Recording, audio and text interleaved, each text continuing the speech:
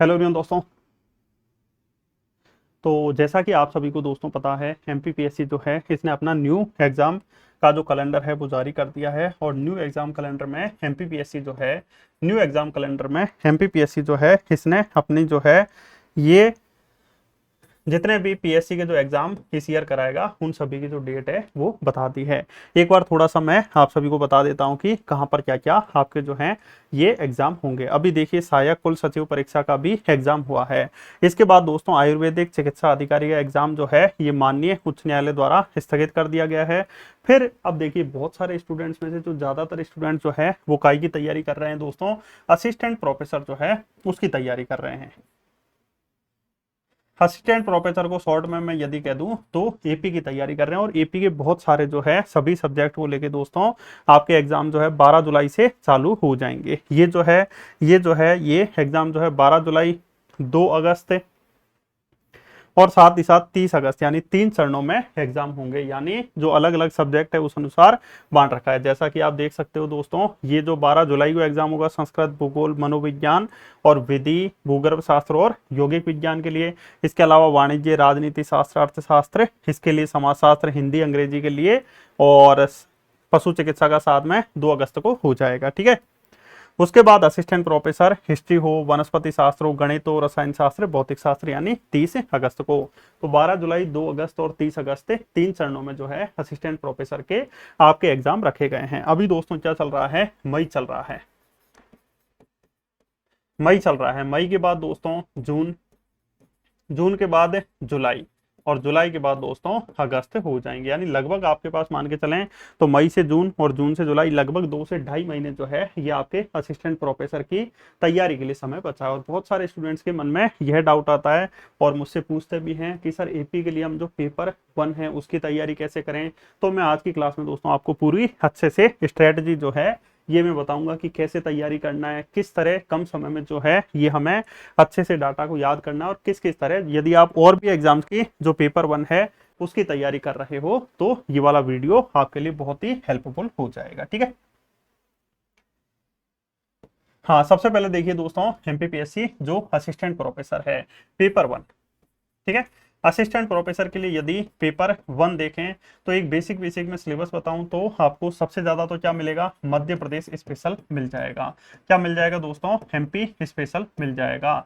80% के आसपास दोस्तों आपका ये 50 क्वेश्चन आते हैं जिसमें से एमपी स्पेशल ही आएंगे। उसके बाद दोस्तों यहाँ पर आपको आईसीटी देखने को मिल जाएगा जिसमें कंप्यूटर वगैरह, आर्टिफिशियल इंटेलिजेंस वगैरह देखने को मिलेगा। और फिर उसके बाद आपका करंट अफेयर हो जाएगा। यानी ये जो 3 टॉपिक जो हैं ये आपके इसी पेपर 1, चाहे असिस्टेंट प्रोफेसर हो चाहे अदर एग्जाम हो, उन सभी के लिए पूछा जाता है। जबकि एमपीपीएससी प्रीलिम जो सिविल सेवा है उसके लिए अलग से सिलेबस जो है होता है। अब स्टूडेंट्स के मन में ये डाउट है, देखिए पहली बात तो मैं आपको बताऊं, जितने भी एमपीपीएससी के एग्जाम्स होते हैं उनमें असिस्टेंट प्रोफेसर जो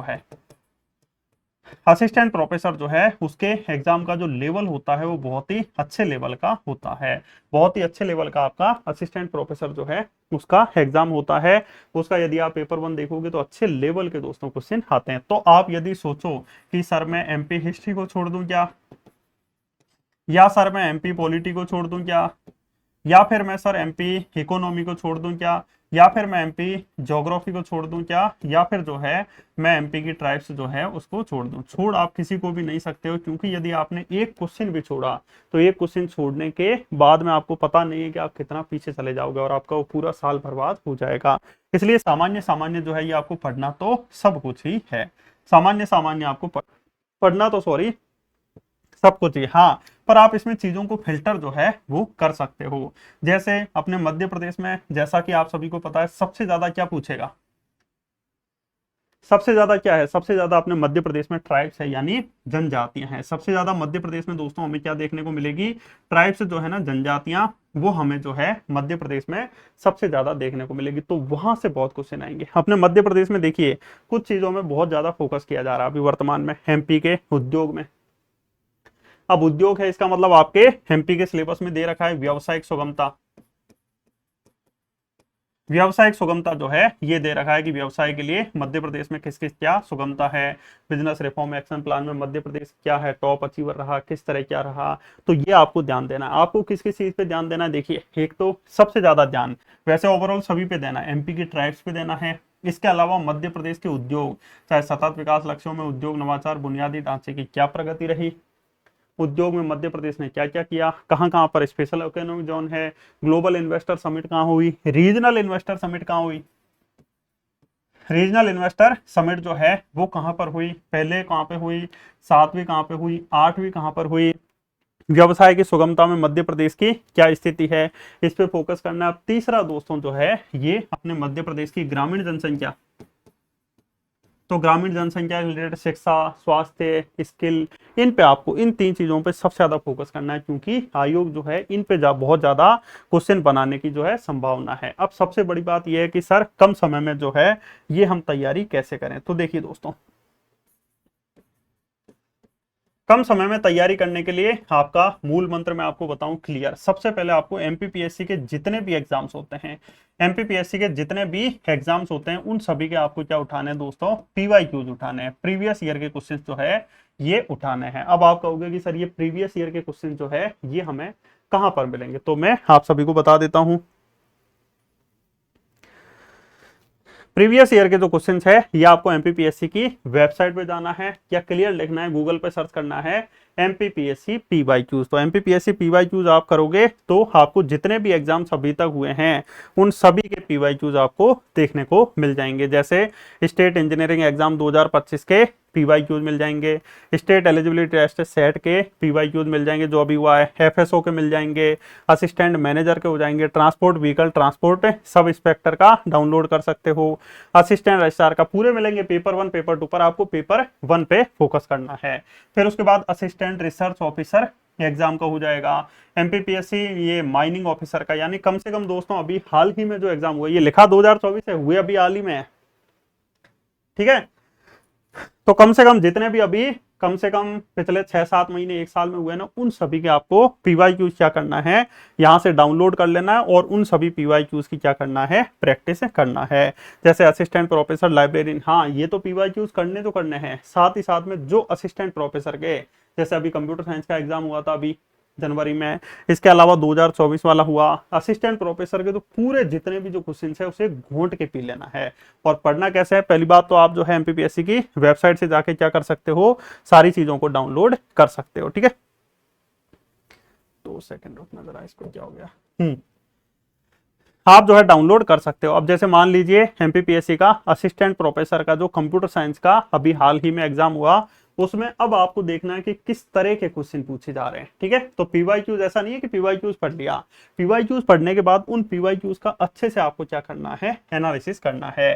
जैसे पहला क्वेश्चन पूछा गया कि मध्य प्रदेश के साथ सबसे छोटी सीमा जो है ये किस राज्य की है, ये क्वेश्चन आया।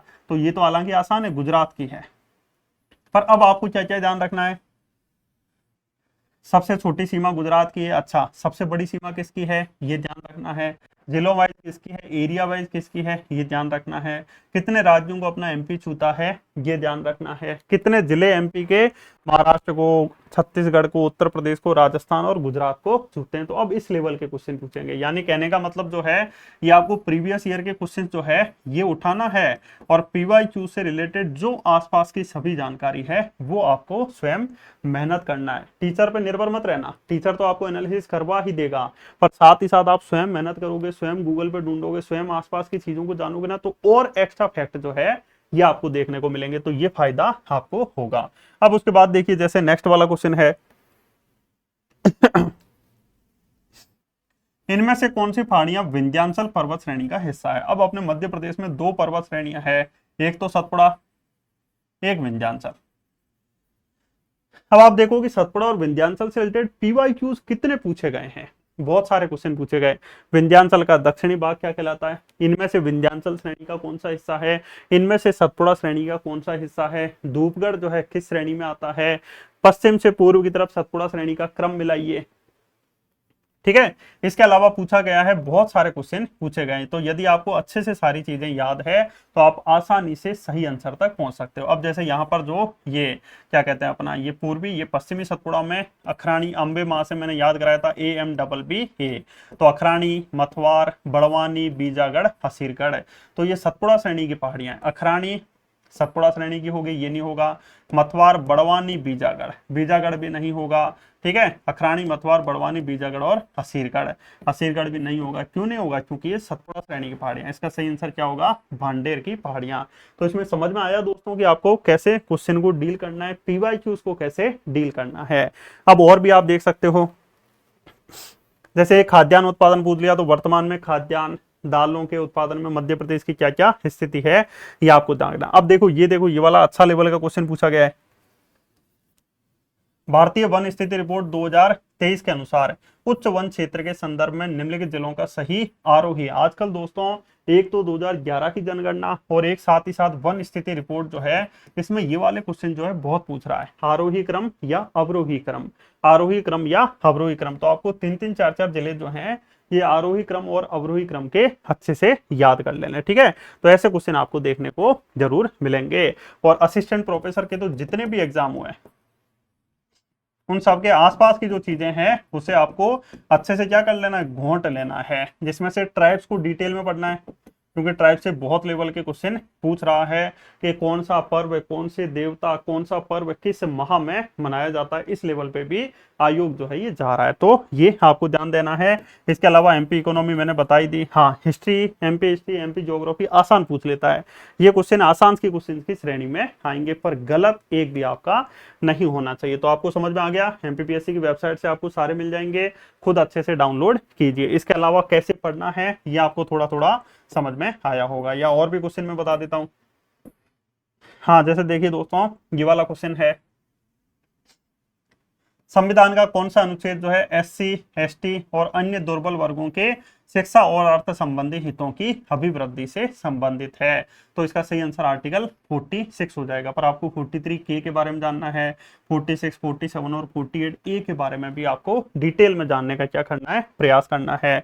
अच्छा दोस्तों, आपको देखने को मिलेगा अब जो जनजातियां है ना, इनके जो गोत्र है ना, उनसे भी गोंड जनजाति का जो टोटम है उससे रिलेटेड भी क्वेश्चन जो है ये पूछे जा रहे हैं। जैसे टोटम के बारे में बहुत क्वेश्चन पूछ रहा है, तो ये भी आपको पढ़ना है ट्राइब्स में। इसके अलावा निम्नलिखित में से किस पुरास्थल से होमो इरेक्टस का कंकाल, ये यदि आपने सामान्य भी MP हिस्ट्री पढ़ी है तो आप आसानी से इन क्वेश्चन को कर पाओगे।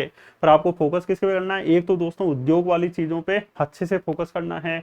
इसके अलावा ज्यादातर अब ये मंडियों वगैरह या और भी चीजों की संख्या भी पूछ रहा है, तो उन संख्या पे भी आपको वैसे ज्यादा नहीं जाना है, सामान्य सामान्य जरूर पढ़ना है। ऐसा नहीं हो कि ज्यादा के चक्कर में गलत जो आसान चीज है वो गलत कर दो, तो ये आपको ध्यान रखना है। ठीक है, तो ये समझ में आया। इसके अलावा देखिए दोस्तों, असिस्टेंट प्रोफेसर का 2022 का आप एग्जाम देख सकते हो, यहां पर भी बहुत अच्छे लेवल के क्वेश्चन पूछे गए हैं।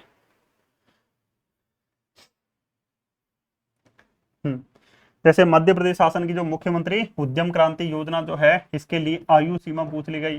तो जितनी भी योजना है अब इसकी आयु सीमा आपको याद होनी चाहिए। उद्योगों से रिलेटेड तो जो भी चीज है ना वो आपको अच्छे से याद रखना है। ठीक है, इस डॉक्टर शंकर दयाल शर्मा जी जो है, ये भारत के कौन से नंबर के अपने मध्य प्रदेश के प्रमुख व्यक्तित्व से रिलेटेड ये क्वेश्चन पूछा गया, ये हो जाएगा। इसके अलावा किसी वर्ष 2023 का ये देखो करंट अफेयर से रिलेटेड क्वेश्चन पूछ लिया। तोमर वंश का संस्थापक कौन था, ये आसान लेवल का क्वेश्चन है। इसके अलावा जो ICT है ना, ICT इंफॉर्मेशन कम्युनिकेशन टेक्नोलॉजी, वहां से भी जो अपना आयोग है ये बहुत अच्छे लेवल के क्वेश्चन जो है ये पूछता है। आप असिस्टेंट प्रोफेसर का एग्जाम देखोगे ना 2022 का, 2024 वाले में तो भी आसान है, 2022 वाला जो है, ये जो 2026 वाला तो भी आसान है, 2022 वाले में अच्छे लेवल के जो क्वेश्चन है ये पूछे गए थे। तो आपको एक चीज अच्छे से ध्यान रखना है, किसी भी हालत में कुछ भी नहीं छोड़ना है, थोड़ा थोड़ा सब पढ़ते जाना है। PYQs के अनुसार जरूर पढ़ो, PYQs सामने होने चाहिए। कोई भी टॉपिक को पढ़ो तो सबसे पहले उसके क्या देखो, PYQs देखो कि आखिरकार उस टॉपिक से रिलेटेड है प्रीवियस ईयर में MPPSC में किस किस लेवल के जो है ये क्वेश्चन पूछे गए हैं, तो ये आपको ध्यान रखना है। तो आपको थोड़ा समझ में आया क्या करना है, एक बेसिक आपको समझ में आया होगा। कम समय में PYQs आपको जरूर रखने हैं। हालांकि ये थोड़ा मेहनत वाला काम है कि यार ये छोड़ो फालतू की नौटंकी हो नहीं पाएगी, पर करनी पड़ेगी यदि आपको सिलेक्शन चाहिए। तो वास्तविक रूप से जो है ये आपको अपनी तैयारी स्ट्रेटजी करनी होगी और साथ ही साथ याद करने का तरीका भी जानो। हमेशा अपने दिमाग में बिठा लो कि आपको चीजों को क्या करना है, आसान करना है। अब यदि आप चीजों को दोस्तों आसान करोगे तो ही लंबे समय तक आपकी चीजें याद होंगी, नहीं तो किसी भी हालत में याद नहीं रह पाएंगे। जैसे मैं लिंक्स के द्वारा पढ़ाता हूँ, ये क्या करता हूँ, ये चीजों को आसान करने का क्या करता हूँ, प्रयास करता हूँ। तो आपको भी ध्यान रखना है कि चीजों को क्या करना है, ज्यादा से ज्यादा हो सके आसान करना है। इतना सभी को समझ में आ गया। अब देखिए साथ ही साथ हमारे द्वारा भी दोस्तों जो है ये अच्छे से पूरी तैयारी करवाई जा रही है पेपर 1 की। 2 सेकंड रुकना। नोट्स वगैरह कैसे क्या है ये भी मैं अभी आपको बता दूंगा, ठीक है। तो हमारे द्वारा जो विद्या सेतु एप्लीकेशन जो है उस पे आपको ये गूगल प्ले स्टोर पे एप्लीकेशन जो है ये मिल जाएगा। गूगल प्ले स्टोर पे ये विद्या सेतु एप्लीकेशन जो है ये मिल जाएगा। ये वाली फोटो जो है जरूर देख लेना।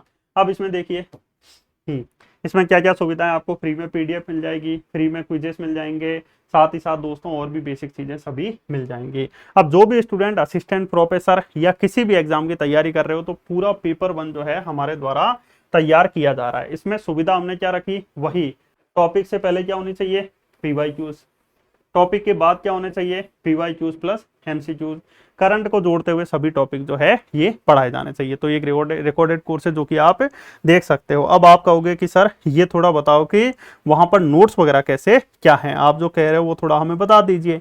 तो ये आप देख सकते हो, जैसे मान लीजिए एमपी पॉलिटी के जो एक्ट वगैरह हैं, जैसे मान लीजिए ये थोड़ा सिलेबस है, सिलेबस में मान लीजिए कि ये रोड मैप रहेगा अपना। सबसे पहले क्या रहेंगे, पीवाईक्यूज रहेंगे। पीवाईक्यूज जैसे मान लीजिए राज्य सचिवालय, मुख्य सचिव, संभागायुक्त, पुलिस कमिश्नर, जिला प्रशासन के पीवाईक्यूज कैसे पूछे गए। संभागायुक्त से रिलेटेड ये हो गया, ये सचिवालय से रिलेटेड हो गया, किस एग्जाम में पूछा गया ये भी लिखा हुआ है, जिला कलेक्टर से रिलेटेड हो जाएगा। अब दोस्तों ये सचिवालय के ये आपके ऐसे नोट्स वगैरह आप देख सकते हो, आपको ऐसे मिल जाएंगे, ठीक है। ये सारी चीजें आपको देखने को मिल जाएंगी, ठीक है। इसके अलावा देखिए दोस्तों, अब जैसे ये मान लीजिए एक्ट हो गया, ये अपने एक्ट हो गए। फिर लास्ट में दोस्तों इसके आपको क्या देखने को मिलेंगे, एमसीक्यूज वगैरह देखने को मिल जाएंगे। ये पुलिस कमिश्नरेट व्यवस्था हो गई,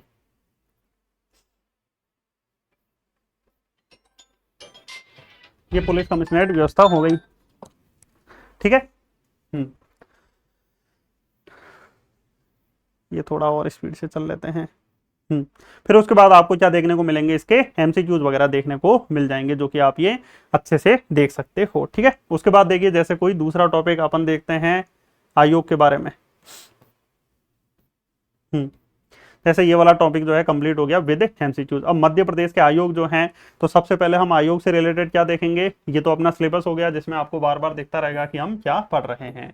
फिर वही आयोग से रिलेटेड क्या आएंगे, पीवाईक्यूज आएंगे। जैसे राज्य एसटी आयोग जो है किस वर्ष पारित किया गया, ये अपना पीवाईक्यूज हो जाएगा जो कि आप देख सकते हो, ठीक है। ये जैसे अपने सभी पीवाईक्यू शुरुआत में रहेंगे टॉपिक से रिलेटेड, जिससे आपको चीजें जो है समझ में आ जाए। अब जैसे ये जो आयोग है ये आपका पूरा आयोग देखने को मिल जाएगा। सबसे पहले हम आयोग का इतिहास जानेंगे, क्या क्या सारी चीजें हैं वो हम जानेंगे, पीवाईक्यूज कैसे पूछे गए ये बार बार आपको देखने को मिल जाएगा, ठीक है। ये जैसे आप देख सकते हो, और क्लास में सारी चीजें जो है ये आपको याद तो करवाई जाएगी। अब जैसे आयोग के बाद दोस्तों आपको क्या देखने को मिलेंगे, ये इसके एमसीक्यूज हो जाएंगे। और फिर उसके बाद जैसे मान लीजिए आपके जो एक्ट है ये एक्ट हो जाएंगे। यानी कहने का मतलब जो है ये आपको ऐसे जो है ये सारी चीजें पढ़ाई जाएंगी। ये एमपी पॉलिटी, इसके अलावा ये एमपी इकोनॉमी जो है इससे रिलेटेड जो है ये भी आप देख सकते हो। सेम ऐसे ही आपको सारी जानकारी मिलेगी, पहले पीवाईक्यूज, फिर टॉपिक, और फिर अंत में एमसीक्यूज। और क्लास में ही सारी चीजें जो है ये अच्छे से आप सभी को क्या करवा दी जाएगी, याद करवा दी जाएगी। तो इस तरह के अपने नोट्स वगैरह रहेंगे पढ़ाने के लिए। हालांकि सारी चीजें आपको वहां डेमो के रूप में भी देखने को मिल जाएगी, ठीक है। और जो भी आप तैयारी कर रहे हो इसी स्ट्रेटजी के साथ करो, लंबे समय तक आपको चीजें याद रहेंगी और आसानी से आप जो है पेपर को सॉल्व कर पाओगे। और जो भी डाउट है आप हमारे व्हाट्सएप नंबर पर आसानी से पूछ सकते हो, जो भी आपको डाउट लगे, ठीक है। तो मिलते हैं नेक्स्ट क्लास में। सो थैंक यू फ्रेंड्स, जय हिंद, जय भारत।